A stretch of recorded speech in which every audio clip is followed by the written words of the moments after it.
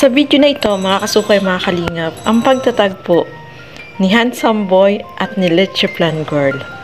Alam ko, marami yung talagang nag-abang at eto na ang pagkikita po nila. Tara at panoorin po natin ang video na ito.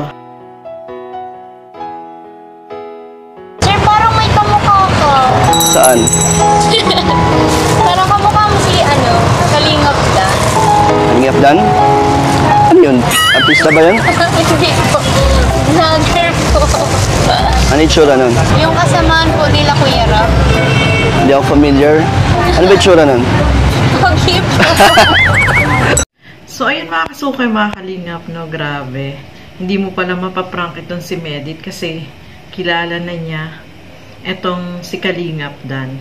So, ayun mga kasukay, mga kalingap, no?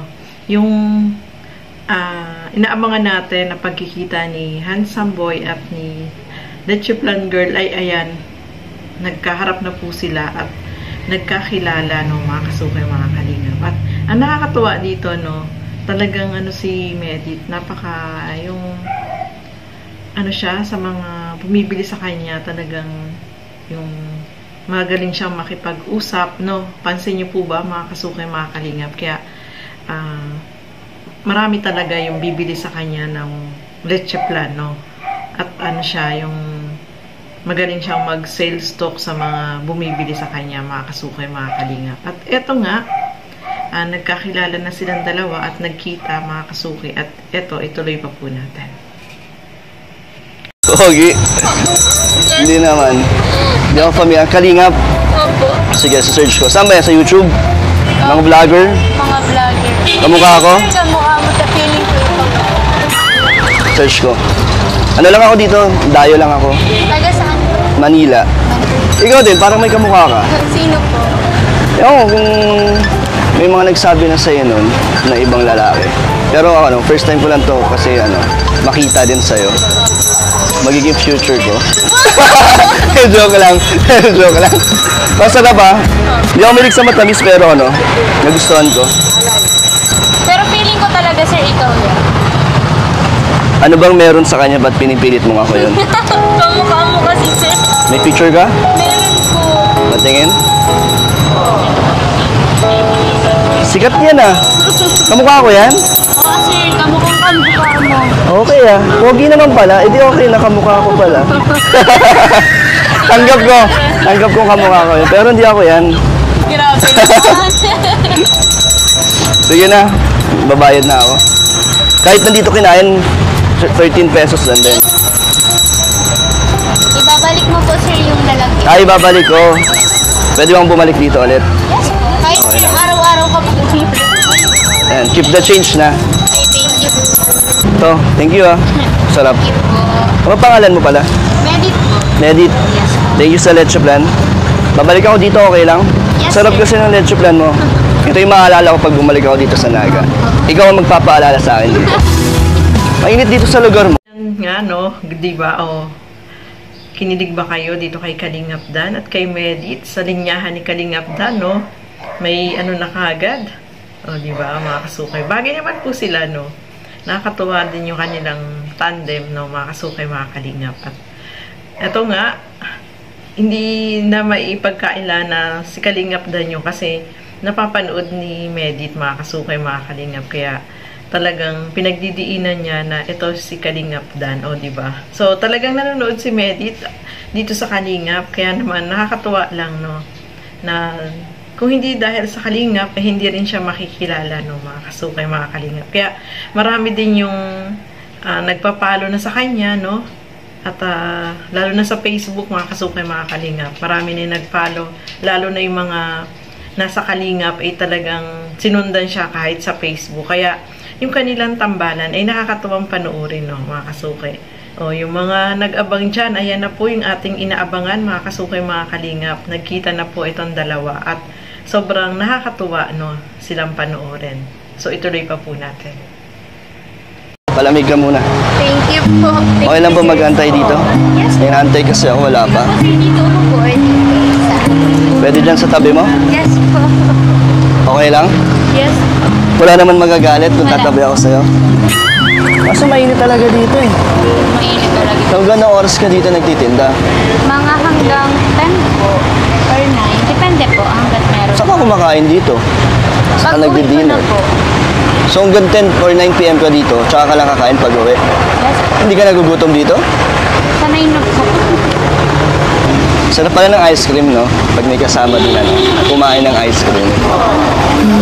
Oh, may dumi ka dito. Ito, may tissue ako. Oh, ba na? Ano po? Ay, sorry. Ay, sorry. Tayo tayo. Kasi natutunaw na yung ice cream natin. Uy, Medit, pasensya na. Baka na-weirdo or nabigla ka sa pupunasan ko yung labi mo. Hindi. Okay lang. Parang ano nga po eh.